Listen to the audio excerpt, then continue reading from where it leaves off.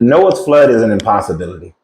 It did not happen, at least not in the way that the Bible describes it, but that the Bible is just one of a long line of stories that talks about a worldwide flood that many cultures have. And some people like to say that since those cultures also talked about a flood, then Noah's flood must be the real flood.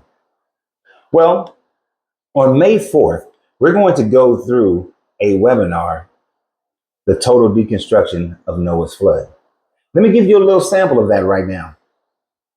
You see, although one of my subscribers on Facebook beat me to the punch on me making this video and him writing out his commentary, Paul Richards wrote a very great commentary on Facebook where he described, and I agree with 90% of what he wrote, but the part that I agree on, and something that I will talk about in the webinar and that I talked about before years and years ago, is that the primary word used in Genesis, throughout Genesis, whether we're talking about Abraham going and leaving his family, or we're talking about how everyone came to Joseph in Egypt, or how all the kings in First Kings of how the kings of the world had came.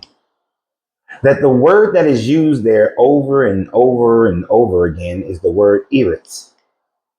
That is E-R-E-T-S, Eretz.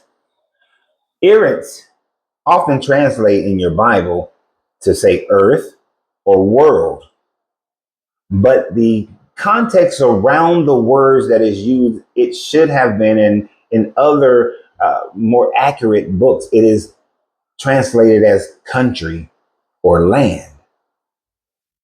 So let me paint a picture for you. When the Bible writers were writing, they had no idea of the Americas. They had no idea of Australia. They had no idea of Siberia and of the British Isles or most of Southern Africa. To them, their entire world was the Mesopotamia and the Mediterranean. That's it. They knew that there was a great sand desert, but they knew not what was beyond that. They knew that there were other lands, possibly north and east of them. But to them, their entire world was simply that regional area. So when they spoke of all the world coming to Joseph for food during this drought, to them, all the drought was happening to all the people within their understanding and confines, instead of not knowing that in Southern Africa, there was no drought. In South America, there was no drought going on. On the East Coast of the Americas, there was no drought going on. So all the world was not coming to them. Eretz. It's a very important thing that you have to understand. So when Noah was told in this book that the world would flood, it really meant this localized flood. And we have scientific evidence of a localized flood happening in around that region, which created the Persian Gulf. We have this localized flood, which could have even created the Mediterranean Sea, or at least, at minimum, it allowed for the Mediterranean Sea to extend to the levels that it is at right now.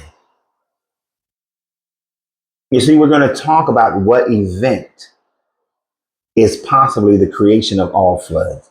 We're also going to go through the science of all the other things that Christians like to say to defend the flood. Why are there seashells on top of Mount Everest?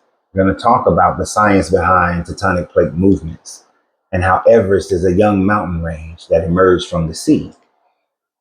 And so everything that Christians claim that can also and easily be explained through science. And other portions of it will be explained through the understanding of the different other flood myths that came before the Israelites, by which we will speak of. We will talk about the Sumerian flood stories, all three versions of their flood stories. We will talk about the Indian flood story. We will try to centralize it just on the flood stories of the Mediterranean people by which the Israelites would have heard of. They would have heard of the Babylonians. They would have heard of the Greeks. They would have heard of all these other flood stories. because these are the people they were in connection with. So join us on May 4th. It'll be a great time to spend with us. Go to the link on Eventbrite and get your tickets now. Tickets are limited. So I hope to see you guys there. And always remember, you have to free yourself to be yourself because your greatness is non-negotiable. Good journey, good vibrations.